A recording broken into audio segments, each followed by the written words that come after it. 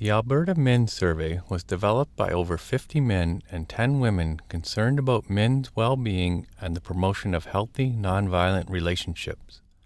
On April 28, 2015, prior to launching the survey in the community, the survey leadership team convened for a full day of research training. This training was organized by the Faculty of Social Work, University of Calgary, in partnership with the Ethnocultural Council of Calgary, City of Edmonton Community Services, and the Alberta Father Involvement Initiative. 27 participants attended, including community members and organizations, agencies, funders, government representatives, academics, and students. The research training includes several modules, one of which is presented here. The purpose of this research training was to prepare the leadership team and research assistants to implement the Alberta Men's Survey and to also develop a community-friendly research teaching series that can be used by others. We would like to extend our appreciation to the Ethnocultural Council of Calgary and the United Way of Calgary and Area for making this video series possible.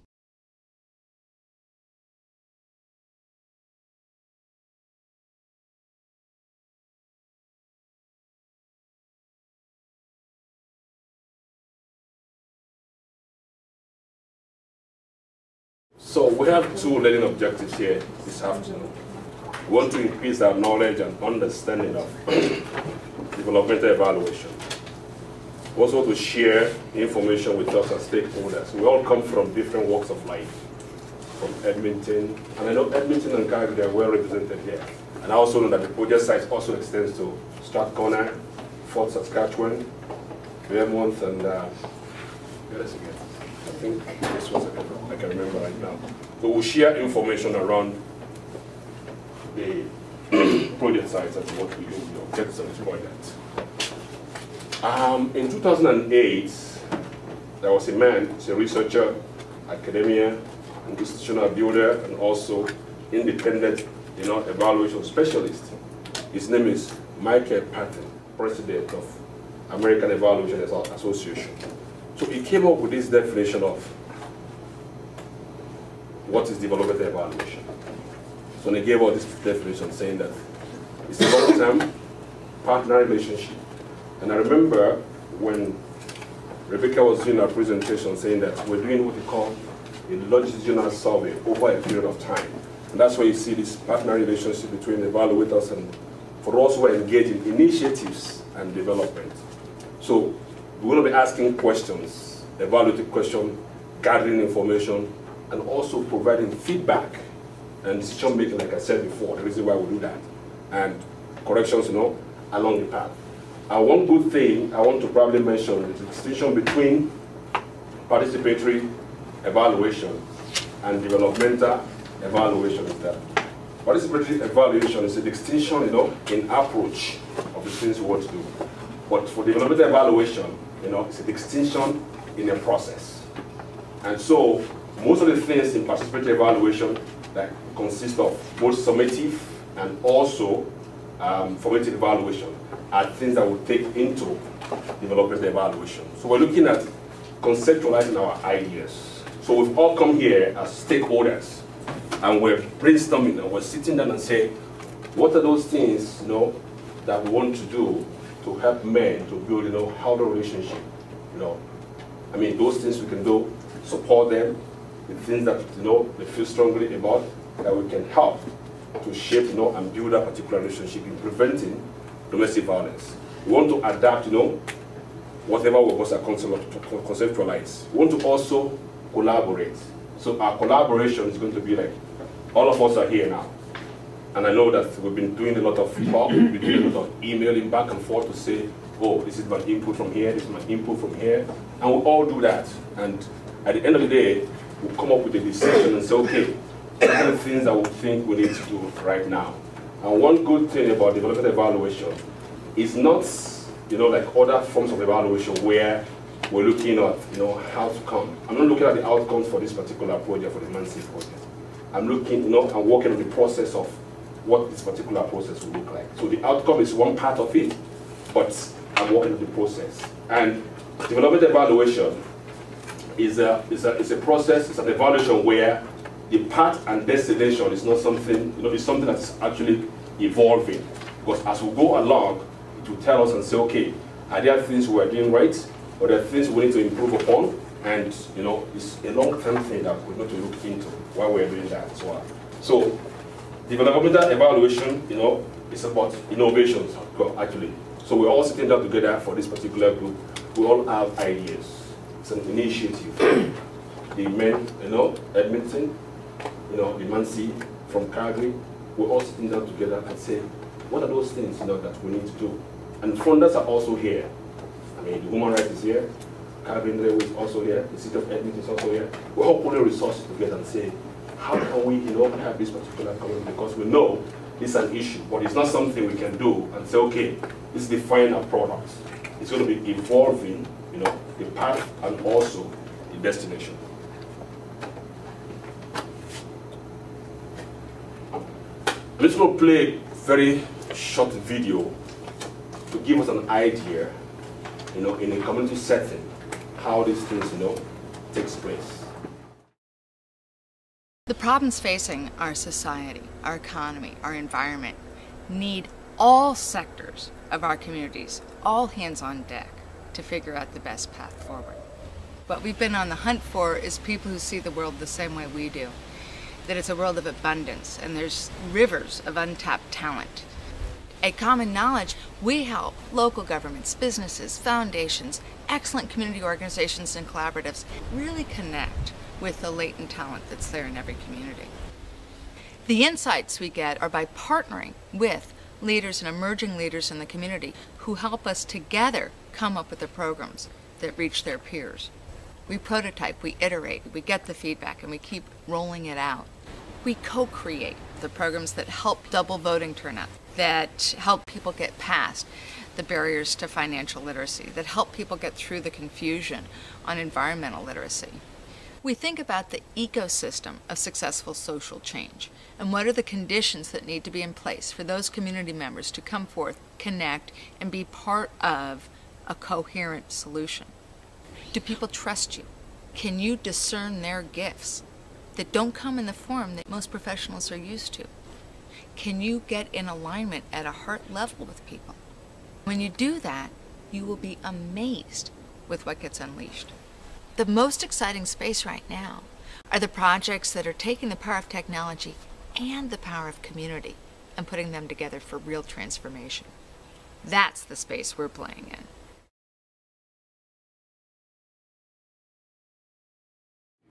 So video is talking about the collaborative action taking place in this particular community setting. The way we're all seated here. At a larger conference, maybe one day, we bring something like this, that this particular video has just shown, to show us the path, and our destination in the country, supporting men and looking at some of those particular things they feel strongly about that can help them build a relationship with their partners. Like I mentioned before, there are a few differences between traditional form of evaluation and also developmental evaluation. So this is one of the differences that we have. DE is actually suited for adaptive learning. So which means for all of us in this particular project, there will be a point, and I know very well, it's going to be a learning time for us. Not all projects, that funders provide money for ended up saying, well, we have to probably implement this particular project. Some are for learning. We call it experimental learning. We say, look, we need to test and find out where we are. Also, it's going to provide, real-time feedback and generate learning to inform development. Like I asked the question before, saying that, why do we want to do the evaluation? We want to actually make, informed decisions. We want to also generate knowledge and get feedback from the community. So like I said, all these things are things, that developmental evaluation, offers compared to the traditional form of evaluation. So the evaluator is actually deeply involved. So in my work experience, like I said, I have about 20 years work experience working internationally in Nigeria and also in North America here. I've always seen evaluation saying that you bring an external person to come and evaluate your program because they don't want a buyer to say, oh, why would you be asking somebody internally to come and do the evaluation for you? But here, you know, the evaluator is part and parcel of that particular process. So I will be coming back, you know, to some of you and be asking questions. I already sent an email, but I'm hopeful that by the time myself and the Lisa will finish developing the questions that we have, then I'll get back to you and let you know when and what time we are about you doing that particular interview. The evaluator's role goes beyond data collection analysis. So when the evaluator comes in, he's not only interested in what the analysis is, he wants to also find out deeper what are those things that comes out as emerging issues that we can take learning from.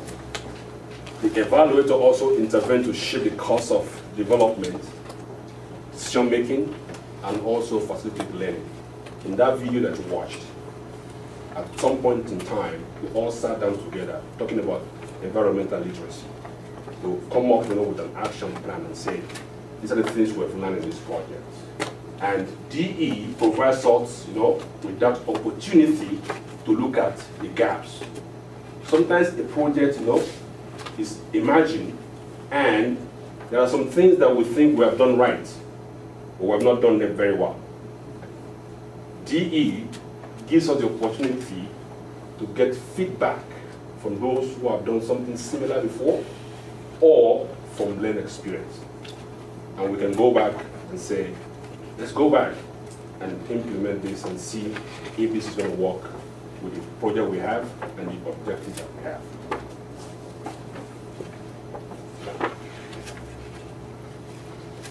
I just brought this picture to give us an idea. I don't know how many of you relate very well to some of these things that we see here. So can somebody relate to what we have here? What is this? Do you remember this? Record. Anybody? That's a record.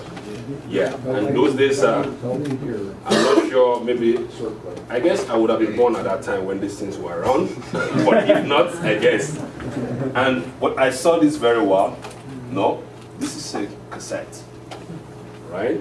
And we developed, you know, we moved beyond that and we came to here. So we have CDs now in our cars and headphones and everything. And what we have today is Apple. We don't know where this, maybe Apple is going to be the end, but I know Apple is not going to be the end, right? Because every day there are social things, and there are innovations that happen that we need to be cognizant about. So in this particular project, like I mentioned before, it's going to be evolving. The path and destination will be evolving as we go, and it will also shape our learning and also our decision making. And one very good thing about social innovators like you and I is that we're looking for change. We're agents of change. We're looking for changes either in practice, you know, either in programs, you know, either in resource allocation. Last Tuesday, was it Tuesday? Tuesday, the Conservative government came up with their budgets. I don't know if you remember that when the Minister for Finance and the Central Bank Governor came up with saying they had this budget, and after the budget presentation, we had some kind of comments from the community. And I remember very well when Aboriginal people came and said, oh, there was no much, you know, budget, there's no more allocation to us in this year's budget. So what do you think you guys are doing? And that's how probably as social innovators will be thinking and say, are we actually putting money in the right, you know, resource, in the right program that will give us the best outcome that we're looking for? And this is what developmental evaluation, you know, allows us to do. Like I mentioned before, there are differences between formative and summative evaluation. And this is what, so we look at an evaluation type, and we look at in what situation, what context do they actually happen. In summative evaluation, at the end of the program or initiative, we take key decisions about its future that are going to be made. In formative evaluation, what we do, we're fine-tuning a model to say, let's see, we used to have this framework before. But now, we're shifting. What is our theoretical framework for this new concept we're looking at? What data do we have to match up with what we have from research? In development evaluation, it works very well in a complex situation. I think I should have mentioned that before, earlier on, saying that it's not a situation where everything comes very easy. And like we're doing in this particular project, we're looking at domestic violence, family violence is a very big, it's a complex issue. Not only this particular group is working on that. On Tuesday also, I think on Tuesday, that was on Wednesday, I was also in another meeting with Lisa on another project, looking at something like this similar about women and immigrants men, women and immigrants children who come to Canada, the experiences and shape of domestic violence. So we are not, just doing this for doing sake. There's a reason why these things are happening. But we need to look at it in the context of research and also in practice as well.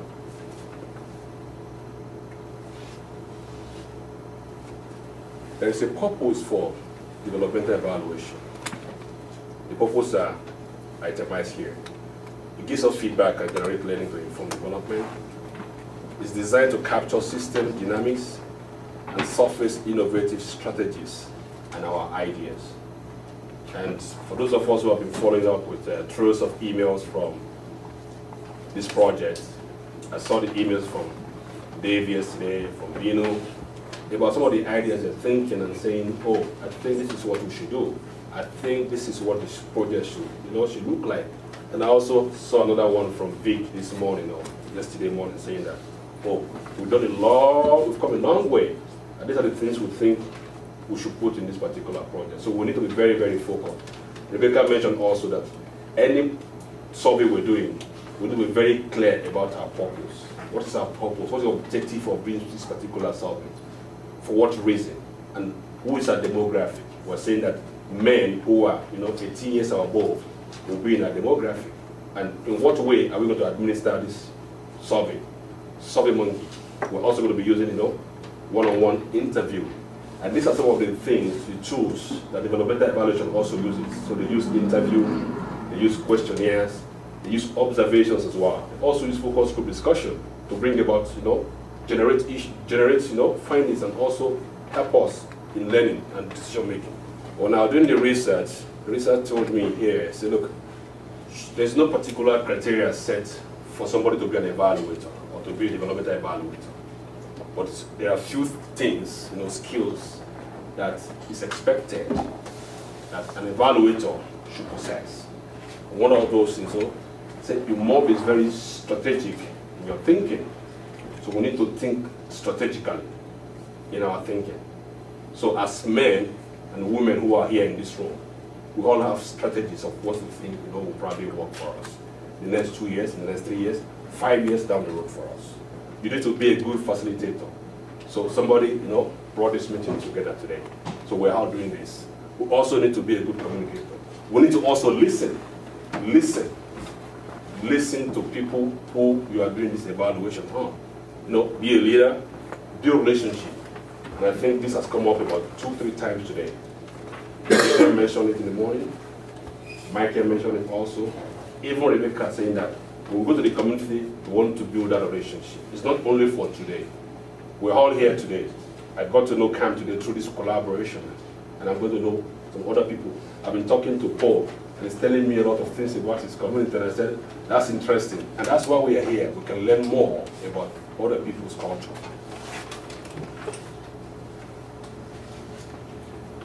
So there are 3 features. I'll probably just, not go too deep into this, but I think I've mentioned some of this before. The key features in development evaluation is that we are framing the issue from our own perspective. Yeah, I know my time is getting out. And we're also testing quick iteration, saying that as researchers, we're looking at things, that works and what are the things that are not working. And we're also going to track, the trajectory of innovation. We're going to be tracking and saying, along the line as we move, what are those things that we are doing that we think we're not doing very well? And what are the feedback we can also get from the community to help us shape our learning and practice as well? So How will this process begin? Like I said before, I've already sent out emails.